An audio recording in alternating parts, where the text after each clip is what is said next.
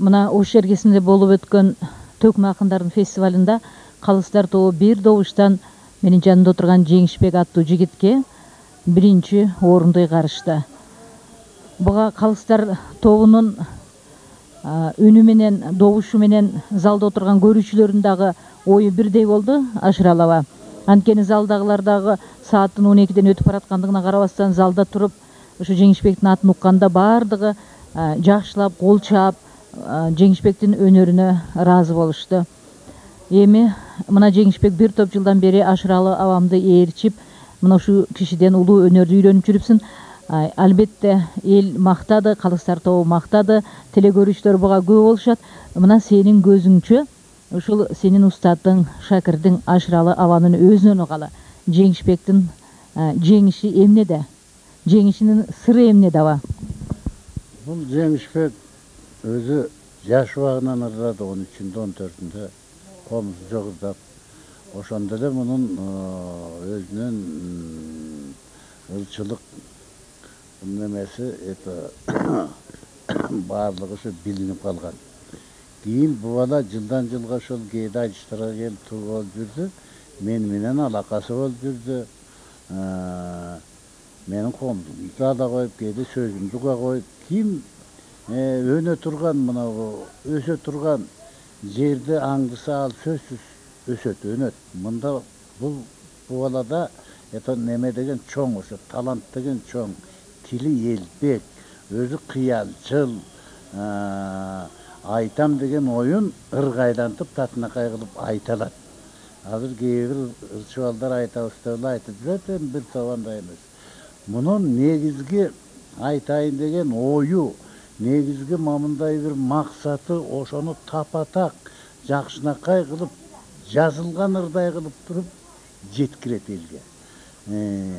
Анан кийин менин мындай гана жолумду алып атат. Агерде бул эме болбосо, өтө катуу шык болбосо, ошо талант болбосо, каяктан чыкмагыла. Мен мунун оозуна кыр салбайм. А менин мынабы ырдаганымды, кандай ык менен кандай жерде эмне деп ырдарымды баарын ушуларга үйрөтөм мен. Эми Жеңишбектин түндөгү алган сыйлыгы, түндөгү алган немеси абдан так. Калыстар дагы жакшы калыстык кылышты. Бул бала келечекте Кыргыздын чоң төкмө акындарынан болуп чыгат.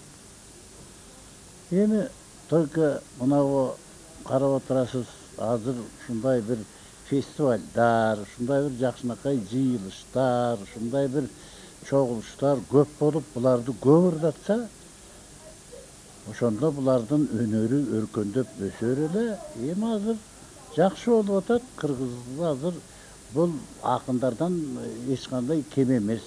Мына түндө өзүңөр көрдүңөр, кайсы акын менен айтышса ушундай так, татынакай, сөзүнө сөз, кебине кеп айтылды. Бул өзү төкмөлүк деген, айтыш деген ыр менен сүйлөшүү. Ыр менен сүйлөшүү. Мына бир киши менен бир киши сүйлөшүп атпайбы? Ошондой эле кара сөз менен сүйлөгөндөй, ыр менен сүйлөп, ошол тиги напарник жана айтышып аткан кишине жеткирет. Аба мен ушуга ынандым. Мына айтыштын фестивалдын жүрүшүндө эле эмес, деги эле дем алып жүргөнүңүздөрдө, оокаттанып жаткан мезгилиңиздерде деле бул шакиртиңиздерди экөө алмак салмак эле айтыш аркылуу сүйлөшөт экенсиңиздер. Буга биз ынандык.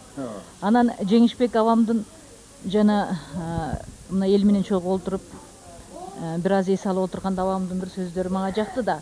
Маңдайда турган балдарым алып калсын өнөрдү. Кээ бир жагын карасаң менден да өнөрлүү деп. Керек болсо абам мына кийинки өсүп жаткан таланттарга баа берип, алардын өнөрү улуу муундардан да керек болсо кичине тапталса ашып өтөрүнө ынандыңыз аба, туурабы? Бул устаттан шакирт өтөт деп, мына мен азыр 70-тен ашып калдым.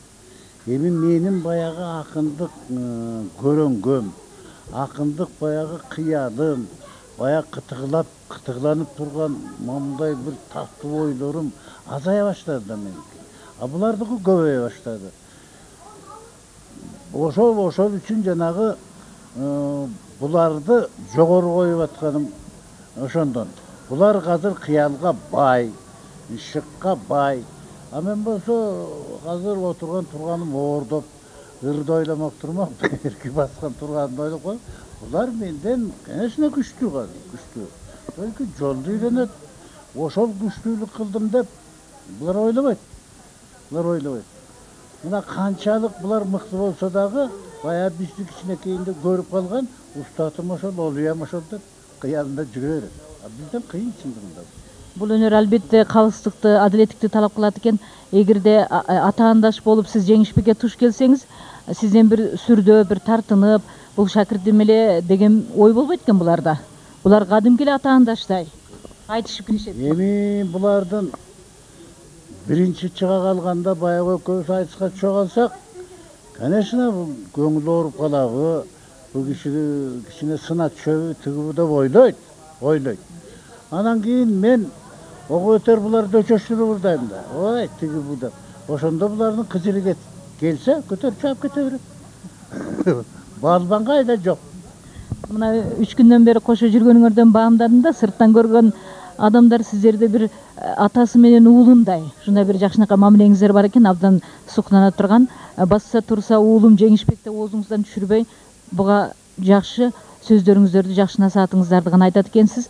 Анан сөзүмдүн акырында айтарым, Жеңишбек мына атына заты жарашып деп, Жеңишбекти албетте баарыбыз мына теле көрүүчүлөрдөн, жалпы эле көрүүчүлөрдүн атынан ушул жеңишиң менен куттуктайм, Жеңишбек.